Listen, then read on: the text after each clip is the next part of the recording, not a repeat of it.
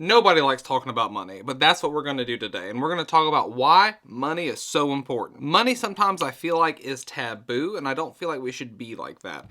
We should be able to have an open and honest communication about what money is, what it represents, how much you should be making, how much you should be saving, and how this actually affects your life. So let's start with reason number one that money is important. Money is the new food and water. So if you reverse time back to when we had to grow our own food and manage our own water, dig a well, however you want to do it, money is now the new food and water. If you can't afford utilities, including your water, your electricity, or your food bill at the grocery store, or the roof over your own head, you can't provide for yourself. So used to, we would manage when we planted the crops, what crops we planted, how we rotated those crops. We put a lot of time and effort into just growing the crops, and then even more time and effort in preserving the crops, managing that food after we've harvested it. What if there's weeds? What if there's locusts? What if there's this? What if there's that? There's a lot of issues with food, okay? We know this. This isn't new, but you have to, when you're in the very beginning stages or just any stages of managing your money and money production, you have to look at it as food and water. It is your primary resource for living in the world that we do today. That to me is the main reason why you have to take money seriously. That's why you can't just sit there and say, it's just money. It's never just money.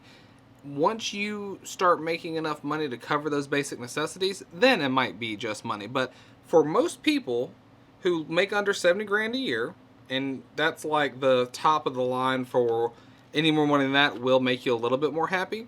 But in under 70 and really 30 and below, 30 grand a year and below, that's like, hey, this is food and water. This is serious. This is life and death. You have to manage your money well. Money is food and water. Secondly, money is opportunity. Whether we like it or not, you have to have money to do a lot of the things in this world you want to do. Consider college education. It's already gone way overpriced than it should be. It shouldn't cost near as much as it does to afford a college education. But if you want one, you have to have money to do it, or you have to be willing to take on the debt to do it. So if you manage your money well, you can afford to either pay for your own college or to send someone else for college. It is opportunity. Opportunity isn't just education, though. Opportunity can be being able to take your family on an amazing vacation. I just actually took my family to Hawaii this year. We did it as cheaply as we could, but there is no way around how much it costs to transport 3 humans from Memphis, Tennessee to Oahu. It's a lot of money just for the plane tickets. There's no way we could have done that for less money. I tried hard. But it costs money to give that opportunity, to provide that opportunity for my family to be able to make those memories. Did we have to go to Hawaii? No, we did not. Last year we did a road trip to Yellowstone, which was pretty cheap actually. I mean, we drove our Honda from Memphis to Yellowstone. But I wanted to do something different. And to be able to do that, you have to have the money to do that. And it's just managing your money. This is why it's important, is to provide those opportunities. It's all nice and fine and dandy to say that money doesn't matter. Happiness is different than money, I'll give you that. But money does matter. This is why money matters, to be able to provide opportunities. Money is security. Think about that for a second. Money is security. When you're talking about managing money like it's food and water and opportunity, well, the flip side of opportunity, instead of spending money, you save it, and it's there as like backup food and water. It's there if you need it in an emergency. It's your safety net. It's everything you need it to be, not yet purchased, right? So my safety net, let's say, is 10 grand. That's 10 grand worth of food, water, shelter, electricity, everything that I need it to be in the future. It is security for me and my family to know that if I break my leg tomorrow, we can afford groceries the next day.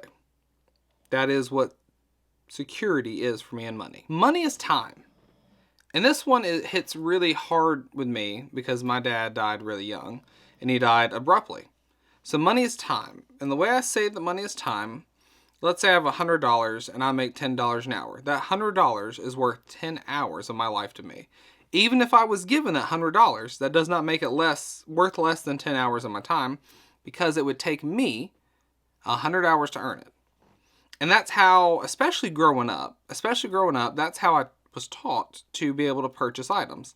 Is the Game Boy worth 12 hours every time? Because I'd have to work 12 hours to earn that money to buy that Game Boy. And sometimes it was, sometimes it wasn't. It makes me look at buying a house totally different. It makes you look at buying a car totally different. Do you need a $10,000 car, $20,000, $30,000? Even go up from there. I 100% right now, me speaking to you, try to keep my car purchases at $5,000. I did not start at $5,000. I started at like, I think my first pickup truck was like $1,700. That was it. Little Nissan pickup truck. And the next, I think it was that to the Nissan, to the Volkswagen, which is, you know, a $5,000 car. But I don't want my car to cost so much of my time, because every single car will eventually end up broken one way or another. It's going to be wrecked. It's going to blow a motor. Stuff's going to happen to it. It could be due to your own fault, or more likely, something else happened to it. So if I know that the money that I spend on this car eventually is just going to be in the wind, I'm not going to spend a lot of time on it. My time is my most valuable resource. This is one of those reasons why I don't understand people that don't put more value on their time. So like, if I'm looking for jobs and I know that this type of job pays less than this type of job, and I don't have to do any different for education or certification, why am I not going to go for the higher paying job? It's more time for my time. You know what I'm saying? It's more money for my time. So then it makes it easier for me, at least mentally, because I have a serious problem with spending money. I don't like doing it for so many different reasons. Like psychologically, I have a hard time doing it. It makes it easier for me to spend any kind of money on any item. Even like a nice watch. Like, nice watch. This is a G-Shock watch, right? $100? $100. I have a hard time spending $100 on myself. I want quality, but that's still a lot of money to spend on yourself. That's just something I'm struggling with, and I'm getting off topic here. Just think money is time, because you have to trade your time for money. You do. At least in your earlier stages of your life. So like when we start out, all we have is our bodies to make money with. Then you can slowly move into trading your money for more money by investing in different things. That's a whole nother rabbit hole. We're going to get into it at one point. But the whole point of this is that if money is time, how do we get more time? Live cheaply, save a good amount, invest in other things. Because money is food, water, security, opportunity, and time. Those are the serious 5 points of why money is important. And I don't really like it when people sit around and say that money is not important, or, you know, it's only money. I grew up poor. I grew up with 4 brothers. My mom and dad were divorced. We didn't lack food, right? But we didn't have like nice stuff. We didn't have new stuff.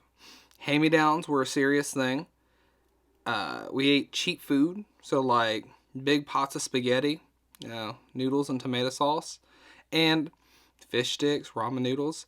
I look back on what we got fed and everything, and it was good. We were full. We did not lack food, obviously. I mean, like, I haven't missed a meal in a long time.